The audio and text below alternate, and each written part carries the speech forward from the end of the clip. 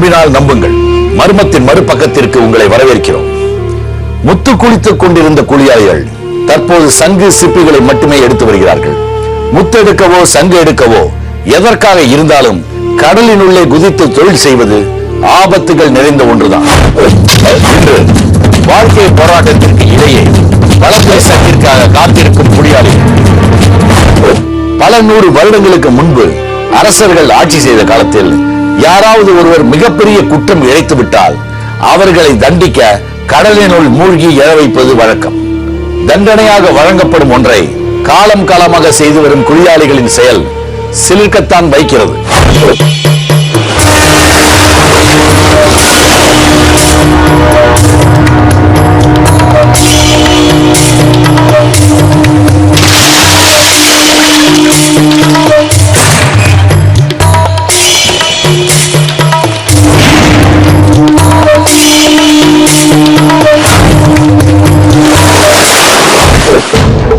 கடலுக்குள் இறங்கி மூச்சடக்கி முத்தெடுப்பதில் வல்லவர்கள் கடியப்பட்டினம் பகுதி குளியாளிகள் தற்போது தங்களின் வாழ்க்கைக்காக சிப்பிகளையும் சங்குகளையும்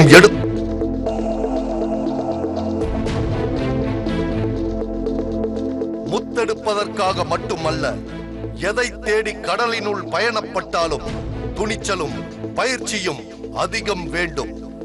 முத்துக்கு அடுத்தபடியாக குளியாளிகளுக்கு கடலின் உள்ளிருந்து கிடைக்கும் மற்றொரு பொக்கிஷம் வலம்புரி சங்கு.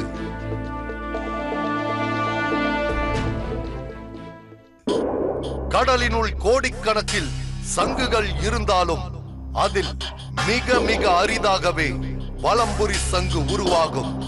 இடம்புரி சங்குகளில் இருந்து விரட்சியாக, அதாவது மியூட்டேஷன் மூலம் உருவாவதே வலம்புரி சங்கு.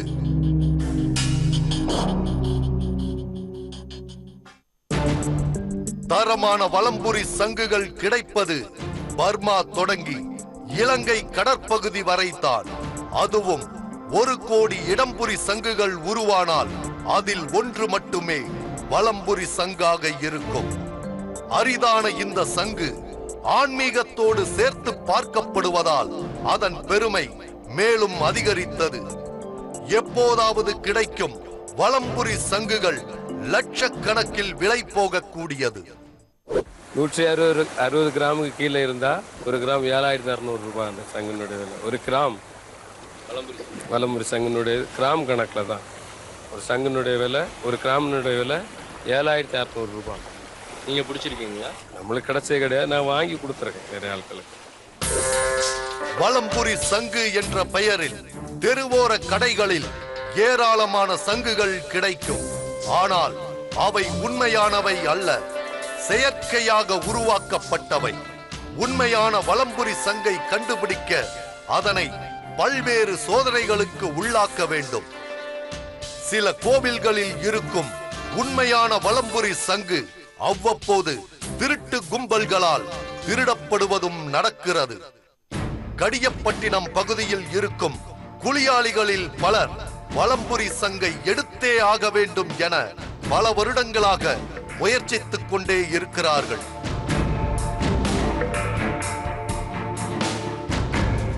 கடந்த தலைமுறையில் இந்த ஊரை சேர்ந்த ஒருவர் வலம்புரி சங்கை எடுத்திருக்கிறார்.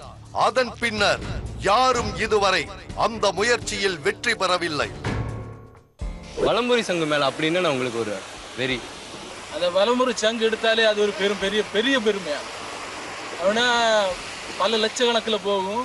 அது வேற வீட்டில் நல்ல செல்வங்கள் வந்து குமியும்.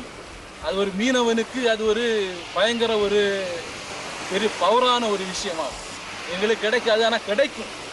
நாங்கள் அது லட்ச குறிக்கோட தான் இருக்கோம். வலம்புரி சங்கு இந்த சொல் ஒரு மந்திர சொல். இங்கே வலம்புரி சங்கை எடுத்து விட்டால் பணம் கிடைப்பது மட்டுமல்ல, மீனவனான தனக்கு கிடைக்கும் மிகப்பெரிய விருதாகவே இதனை கருதுகிறார்கள் அனைவரும். தினமும் ஆயிரக்கணக்கான சங்குகளை வாங்கி விற்கும் வியாபாரி இவர். ஆனால் 50 வயதாகும் இவர் கூட இன்று வரை வலம்புரி சங்கை பார்த்ததில்லையா? இடம்புரி சங்கெல்லாம் அதிகமா கிடைக்குது, வலம்புரி சங்கு கிடைக்குமா கிடைக்காது? அதாவது வலம்புரி சங்கு வந்து ஒரு கோடிக்கணக்கான சங்கு வந்த பிறகுதான் வருஷத்தில் இல்லைன்னா 4-5 வருஷத்தில் ஒன்று எங்கேயாவது ஒரு இப்போ தமிழ்நாட்டுக்குள்ளே எங்கேயாவது ஒரு இடத்துல ஒன்று கிடைச்சான்னு சொல்லுவாங்க. ஆனால் நான் பார்த்ததில்லை இதுவரை. கடலுக்கு அடியில் கூண்டு வைத்து பிடிக்கும் முறையையும் குளியாளிகளின் முன்னோர்கள் மூலம் இன்றும் தொடர்கிறது. முதல் நாள் கடலின் உள்ளே இறங்கி கூண்டை வைத்து விடுவார்கள். மறுதினம் மீண்டும் கடலில் இறங்கி கூண்டை மேலிழுத்தால் தான் அதன் பலன் தெரியும்.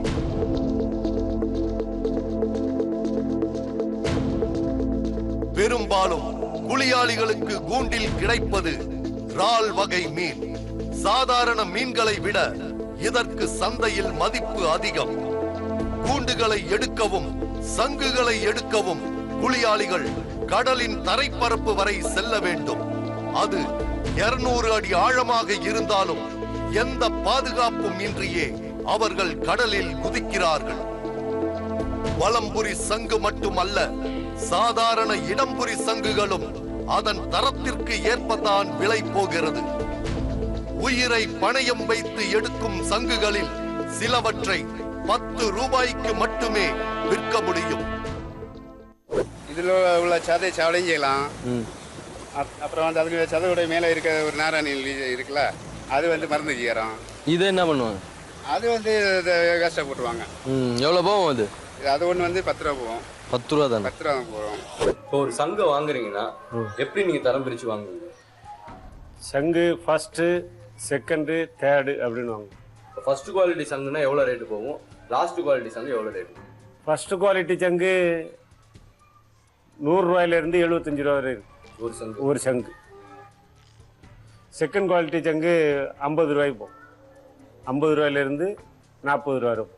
தேர்ட் குவாலிட்டி 10 ரூபா 20 ரூபா. சங்கு வியாபாரிகள் அனைவரும் அந்த சங்கை பார்த்த மாத்திரத்தில் அது எந்த ஊரின் சங்கு என்பதை கண்டுபிடித்து விடுகிறார்கள். பார்ப்பதற்கு ஒன்று போலவே இருக்கும் சங்குகள் இடத்தாலும் தரத்தாலும் வேறுபட்டவை. இது இந்த ஊர் சங்கு, இது இந்த ஊர் சங்குன்னு எதை வச்சு கண்டுபிடிப்பீங்க? சங்கோட வடிவத்தை பொறுத்து கண்டுபிடிப்போம். இப்போ இது இந்த ஊர் சங்கு, இது வந்து மணக்குடி ஏரியாவில் உள்ள சங்கு. மணக்குடி. ஆமாம். இது இது வந்து கடியப்பட்டணத்தில் உள்ள சங்கு. எப்படி தெரியுது? அது அந்த அதோடைய உருவமும் அது சைஸும் என்ன அந்த கடலுக்குள்ள இருக்க அந்த நிலத்தை பொறுத்து அந்த சங்கோட வளர்ச்சியும் தன்மையும் இருக்கு. இது இது கேரளா சங்கு, போட்டில் வரக்கூடியது. காலையில் இறைவனை வணங்கிவிட்டுத்தான் தினமும் இவர்கள் கடலுக்குள் செல்கிறார்கள். ஒரு சிறிய கட்டுமரம், இதில் ஏறி கூட்டம் கூட்டமாக கடலுக்குள் செல்லும் குளியாளிகள் கடலில் இருப்பது சில மணி நேரங்கள் மட்டுமே. அதற்குள் தங்களுக்கு தேவையான சிப்பிகளையும் சங்குகளையும் இவர்கள் எடுத்து விடுவார்கள். காலையில் எத்தனை மணிக்கு தொழில் ஆரம்பிச்சீங்க? காலையில் 6 மணிக்கு தொழில் ஆரம்பிச்சு. இவ்வளோத்தையும் பிடிக்க எவ்வளோ நேரம் ஆச்சு? இவ்வளோத்தை பிடிக்க 1/4 மணி நேரம். 1/4 மணி நேரம் தானே? 1/4 மணி நேரம் தான். இது எத்தனை கிலோ தரும்? இது இல்லையில சொன்னாலும் ஒரு 75 கிலோ வரும். இந்த தோடை எடுக்கிறதுக்கு எவ்வளோ அடி உள்ள போயிட்டு வந்தீங்க? 13 அடி. 13 அடி. இன்னைக்கு இவ்வளோதானா? இன்னைக்கு என்ன கூடு இருக்குல்ல, கூடுக்கு இந்த இறக்கு தான் இது கொண்டு போகுது. வேற மற்ற சின்ன மரங்க வர்றது ஒரு 1/2 மணி நேரம் 3/4 மணி நேரம் ஆகும் தோடை எடுத்து. அது விற்குது. இது கூடுக்கு மீனுக்கு இறக்கு தான் அங்கே கொண்டு போகுது. கரைக்கு அருகில் சிப்பி எடுப்பதானால் தனியாளாய் கூட செல்கிறார்கள். ஆனால் தூரம் செல்ல வேண்டுமானால் துணைக்கு ஒரு ஆளுடன் தான் கடலுக்குள் செல்கிறார்கள். ஆபத்து காலங்களில் ஒருவருக்கு ஒருவர் இவர்கள் உதவியாக இருப்பார்கள். குளியாளிகள் சிப்பி எடுப்பது சங்கு எடுப்பது என்பது அவர்களின் தொழில். ஆனால் அவர்களுக்கு வேறு சில கடமைகளும் இருக்கின்றன. படகோ கப்பலோ நடுக்கடலில் நின்றுவிட்டால் அவற்றை பழுது பார்க்க குளியாளிகள் தான் கடலுக்குள் இறங்க வேண்டும். குளியாளிகள் பொதுவாக தங்களது தொழிலின் பொருட்டு கடலுக்குள் மூழ்குகிறார்கள். ஆனாலும் வேறு சில வேலைகளுக்காகவும் இவர்கள் பண்டைய காலத்தில் இருந்தே கடலுக்குள் சென்றிருக்கிறார்கள். நீரில் மூழ்க சாதனங்கள் எதுவும் கண்டுபிடிக்காத காலங்களில் மன்னர்களின் கப்பல் படைக்கு இவர்களின் உதவி அதிகம் தேவைப்பட்டிருக்கிறது. கப்பல்கள் பழுதுபட்டால் உள்ளே இறங்கி அதனை சரி செய்ய மூச்சை அடக்க வேண்டும். பலமுறை உள்ளே சென்று வர வேண்டும். அதற்கு குளியாளிகள் தான் சரியான ஆட்கள் என்பதால் அரசர்களின் கடற்படையில் அவர்களுக்கு தனி மரியாதை இருக்கவே செய்தது. இவங்க குமரி சேர்ப்பன்னு சொல்லக்கூடிய பாண்டிய சமூகத்தை சேர்ந்தவங்க. அதில் முகவீரர்கள் சொல்லக்கூடிய முக்குவர்களில் நீர் குளியாளிகள் சொல்லக்கூடிய இவங்க குளியாளிகள் கடலுக்கு அடியில் செல்லக்கூடியவங்க. இவங்க கடல் படையில் சேர்ந்து பழைய காலத்துலலாம் கடல் போரில் முக்கிய பங்கு ஆற்றுவாங்க. கடலில் நீந்தி போய் அந்த கப்பல்களை கைப்பற்றுவதிலிருந்து எல்லா விஷயத்திலையும் மிக தேர்ந்தவர்கள். அதிக ஆழமுள்ள கடல் பகுதியில் மூழ்குவதற்கு குளியாளிகள் ஓர் இரும்பு துண்டை பயன்படுத்துகிறார்கள். படகின் மேலே இருந்து கயிறை பிடித்திருக்கும் நபரின் வேலை மிக முக்கியமானது. கீழே இருப்பவருக்கு ஏதேனும் ஆபத்து என்றால் அந்த கயிறு மூலமே மேலே இருப்பவருக்கு சிக்னல் தருவார். அதிக ஆழத்துல போகக்கூடிய நேரம் நாங்க 10 கிலோ இரும்பு வெயிட்டுக்காக கொண்டு போவோம். சீக்கிரம் போய் சேரட்டது. அப்போ சீக்கிரம் போய் சேர்ந்து நிலத்துல போனோன்னா அதை விட்டுட்டு நாங்க நீந்தி ஏதாவது பார்த்து நாங்க அப்படி கிடைச்சது கொண்டு வருவோம். கிடைச்சாது திருப்பி எழுப்போம். அந்த இரும்பு பிளேட் இரும்பு ஒரு இவ்வளவு போல நம்ம ட்ரெயின் தண்டவாளத்தை எடுத்துட்டு வர மாட்டீங்களா? இல்ல அது காயத்துல அவங்க வலிச்சு எடுத்துருவாங்க. இப்போ நான் தண்ணிக்குள்ள போயிருக்கேன், மூழ்கி இருக்கேன். அப்படி தானே எனக்குன்னு ஒரு டைம் இருக்கு. அந்த தம்மு தீருக்கு முன்னாடி நம்ம மேலே வந்துடும். அந்த தம்மு தீரில் நம்ம மேலே இந்த முடியை காட்டு ஆள் ஓடிடும் தண்ணிக்குள்ள. இது கரெக்டாக மேலே இருக்கவங்களுக்கு தெரியும். இவன் இவ்வளோ டைம் தான் தண்ணிக்குள்ளே கிடப்பான். மேலே இருந்தவங்க பக்கத்தில் இருக்க குளியாள்கிட்ட சொல்லுவாங்க, ஞாபகமாக இருந்து ஆளை காணும், இவன் கவனமாக இருக்கும். அவன் எலும்பிட்டு கீழே போகணும்னா டக்குன்னு சாடி பிடிச்சிடுவான். கடியப்பட்டினத்தில் 100க்கும் மேற்பட்ட குளியாளிகள் இருக்கிறார்கள். கடலை நம்பி வாழும் மீனவர்கள் கடலை ஒட்டியே வசிப்பது வழக்கம். குளியாளிகளும் அப்படித்தான். காலம் காலமாக கடலினுள் இவர்கள் குளித்து வந்தாலும் ஒவ்வொரு முறை இவர்கள் கடலுக்குள் செல்லும் போதும் இவர்களின் குடும்பத்தார் ஒருவித பயத்துடனேயே அனுப்பி வைக்கிறார்கள்.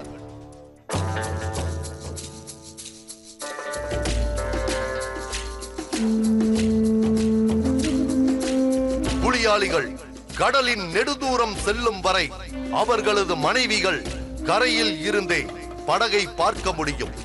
எத்தனை படகுகள் கூட்டமாக இருந்தாலும் தங்களது குடும்பத்து ஆண்களை துல்லியமாக கண்காணிக்கிறார்கள் மீனவ பெண்கள். இங்கேருந்து பார்த்தாலே தெரியுது, உங்க கணவர் கீழே இறங்குறதுல இருந்து எல்லா விஷயங்களும் தெரியுது.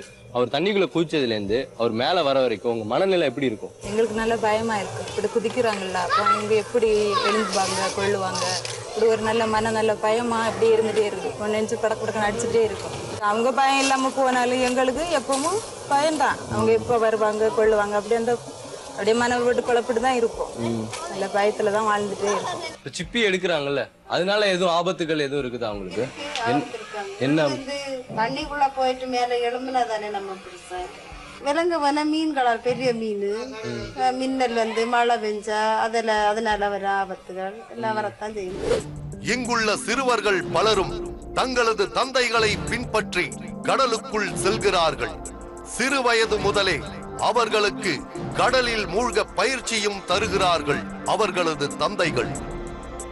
ஒரு சில சிறுவர்கள் கடலுக்குள் குளிக்கச் செல்வதை விரும்பினாலும் மற்ற சில சிறுவர்கள் தங்களது குலத்தொழிலை விட்டு வேறு தொழில்களுக்கு செல்லவே விரும்புகிறார்கள்.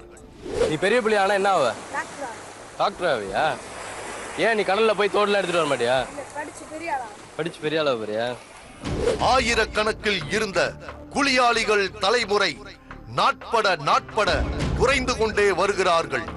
எதிர்காலத்தில் இவர்களின் நிலை என்னவாகும்? மர்மத்தின் மறுபக்கத்திற்கு மீண்டும் உங்களை வரவேற்கிறோம். தற்போது குளியாளிகளால் கிடைக்கும் சங்குகள் பல நாடுகளுக்கும் ஏற்றுமதி ஆகின்றன. தமிழகத்தில் சங்குகளின் பயன்பாடு அதிகம் இல்லை என்ற போதும் இந்தியாவின் வேறு சில மாநிலங்களில் இதற்கு கிராக்கி இருக்கவே செய்கிறது. அதாவது இதுக்குள்ள மார்க்கெட் கல்கட்டாவில் தான் இருக்கு. கல்கட்டாவில் ஒரு 50,000 குடும்பம் இருக்கு இதை வச்சு பிழைக்கிறது. இந்த சங்கை இங்கேருந்து நம்ம அனுப்பணும்னா அவங்க இது சைஸ் பார்த்து விலைக்கு எடுப்பாங்க. விலைக்கு எடுத்து இது வளையமாக வெட்டிடுவாங்க. வளையமாக வெட்டி இதுக்கு டிசைன் போடுவாங்க. டிசைன் போட்டு மார்க்கெட்டிங் அனுப்புவாங்க. அது அங்கே கல்யாணம் ஆகுத பெண்களுக்கு நம்ம நாட்டில் தாலி கட்டுதாங்கல்ல, இதே மாதிரி அங்கே வந்து இந்த வளையல் போட்டால் தான் அந்த பெண்ணுக்கு கல்யாணம் ஆனான்னு சமுதாயத்தில் தெரியும். அதுக்கு வேண்டி இதை பயன்படுத்துகிறாங்க. இது வந்து மாங்கல்ய பொருள் அந்த நாடை பொறுத்த மட்டும். பெண்கள் அணியும் ஃபேன்சி அணிகலன்களுக்காகவே அதிகப்படியான சங்குகள் செலவிடப்படுகின்றன. மிக குறைவான விலையில் அதிக அழகுடன் உருவாகும் இந்த பொருட்களை பெண்களும் விரும்பவே செய்கிறார்கள். ஒரு சங்க எப்படிலாம் பயன்படுத்துறாங்க? இந்த சங்க பூஜைக்கு பயன்படுத்துறாங்க. அப்படி இல்லாமல் கல்கத்தாவில் சங்கு நகைன்னு போடுறது இந்த சங்கு மாலை, சங்கு வளையல், சங்கு மோதிரங்கள் தான் உற்பத்தி ஆகிடும். இந்த சங்கு என்ன செய்வாங்கன்னா, சங்கு இப்படியே கொண்டு போய் ஆசிட்டில் முப்பாங்க. முக்கின உடனே சங்கு இந்த கலரில் ஆகிடும், வெள்ளை சங்கு ஒயிட் ஆகிடும். ஒயிட் ஆன பிறகு மிஷினில் இதுதான் மூஞ்சி, சங்கினுடைய மூஞ்சி. முன்பக்கத்தை கொடுத்த உடனே இது சின்னதாக வரும்போது இது மோதிரம். அது கூடுதலாக வரும்போது இந்த சுற்றில் வரும்போது சின்ன பிள்ளைங்களுக்கு வளையல் எடுப்பாங்க. அப்படி அதுக்கு பெருசாக வரும்போது இந்த வாய் உடஞ்சிரும். இந்த உள்ள இந்த பகுதி வரும்போது பெரிய ஆட்களுக்கு பழைய இதனுடைய பிசுறுகளை எடுத்து தான் சொங்கல், கம்மல், வளையம் இதெல்லாம் ஒட்டி மாடலாக செய்கிறது. குளியாளிகளால் தான் அதிகப்படியாக சங்குகளும் சிப்பிகளும் வெளி உலகத்திற்கு கிடைக்கின்றன. அவர்கள் இல்லாவிடில் சங்குகள் கிடைப்பதே அரிதாகிவிடும்.